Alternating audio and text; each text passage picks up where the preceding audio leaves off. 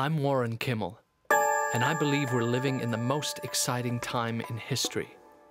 It's exhilarating, and I've always been fascinated by where we're heading. There's so much change, so much new stuff, but the future really is about people and stories. People are doing things you can't imagine in places you'd never expect, and they're doing them right now. So I'm going to find those people. I'm going to meet the future, because when you actually start looking at what's going on out there, there's only one response: WTF.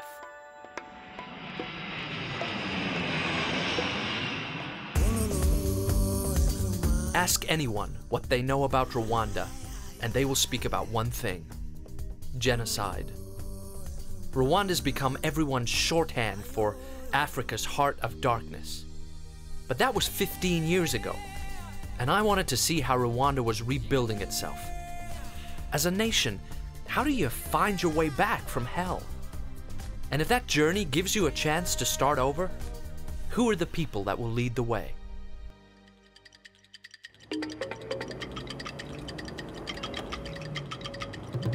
It's late, I'm tired, and I'm jittery. And I should be spending the night in a hotel back in Kigali. But if I'm gonna have any chance of seeing everything I want to see in Rwanda, I need to get to the mountains tonight. I'm not having a good time. They told us actually that in Kenya that don't do this drive at night. It's a really dangerous road, and there's a huge drop off on the side. I don't even want to look down there. This is the most insane kind of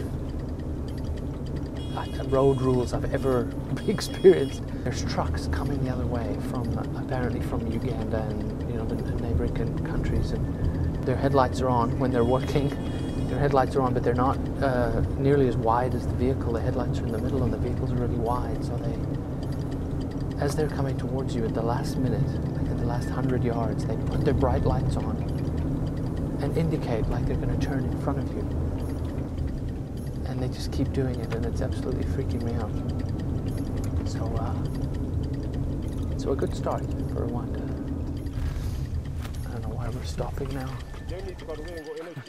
He finally stopped, which is good, and you're freaking me out because it's huge drop off there. I'm sure you're getting a great angle with the moon and everything, but just don't want to get killed.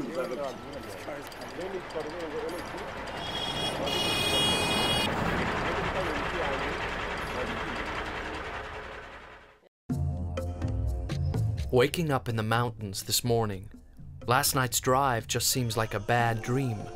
The landscape is lush and majestic, with incredible vistas. The morning mist spilling down the mountainside is eerily hypnotic. It all feels like a magical African kingdom in the clouds. So why am I feeling uneasy? Afraid even? Perhaps the reality of what occurred here is finally registering for me, and this is coloring my perceptions. Whatever the reason, I need to put on a brave face and give Rwanda a chance. One of my favorite people in Africa is Martha Nyakairu, a seriously dynamic entrepreneur and founder of Rwanda Eco Tours. Martha, this is it's almost like out of a novel. We're sitting in the shade of Sabrina Mountain, and the weather is glorious, and we can just hear the strains of the children singing in church. It's Sunday, and it's really unreal in its beauty. And we came up from Kigali up to the mountains here, and of course the gorillas have become an enormous draw. But Rwanda was in the news 15 years ago, obviously, for the genocide, and that seems to have stuck in people's minds. It was very difficult for me driving up to reconcile the madness of what happened with the way the people are and the way the place feels. So I'm just interested in how you reconcile those yourself and what that's done for tourism here, how people have experienced that. Well, I think the Rwandese people in their real nature, they're very friendly and hospitable people. The genocide ended 15 years ago is quite a time now, although it's still in memories, of course, of so many people, and some people are still hurting because they lost so many of their loved ones and they'll always remember it. But eventually life has to go on, and the goodness of the people has to eventually show in different other ways, and the nature of the beauty of the country makes it a lot better for, you know, for things to go on.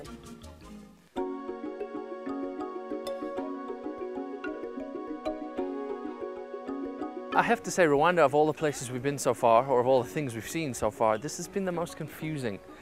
I can't quite bring myself to believe it. It seems to be working really well, which is confusing and refreshing for Africa. Really, because of what happened before, because of the genocide, it's really difficult to not to just superimpose your own fears and concerns on top of it. You know, people seem to walk in the streets and everybody's very happy, but it sort of, I overlay it with a tension which I don't think is there. It's just there. How are you? Nice to see you. Seem pretty happy to see me. Everybody took up like the country like it is their own responsibility. That's why even when the government says no corruption, no this, no that, and I think generally Rwandese, when I compare to the other East African countries, Rwandans are generally really good at keeping the law.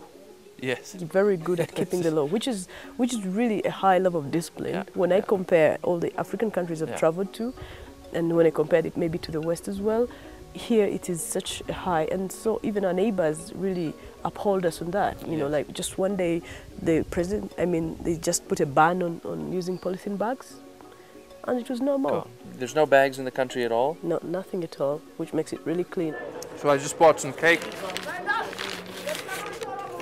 No plastic bags.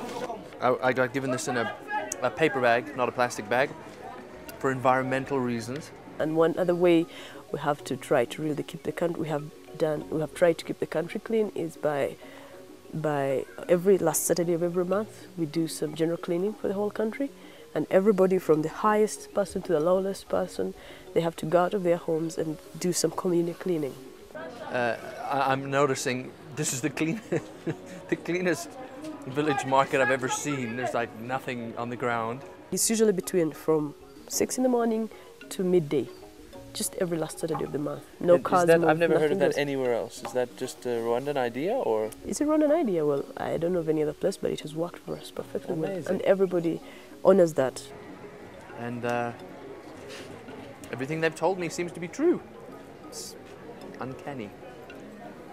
You know, every time you think, okay, I'm getting some sense of tension, or this can't be right, or this is too good to be true, it isn't.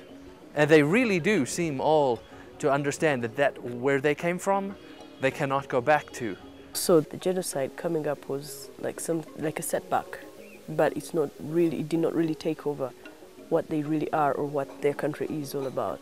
If there can be something positive to come out of something so terrible, then this would be it, right? Everybody is determined to move ahead. Yeah, everybody's determined to move on. And I guess if you have a group of people like that, then it's almost impossible not to succeed. Certainly seems to be working. The silverback, he's keeping its back to us, which I think is disdain.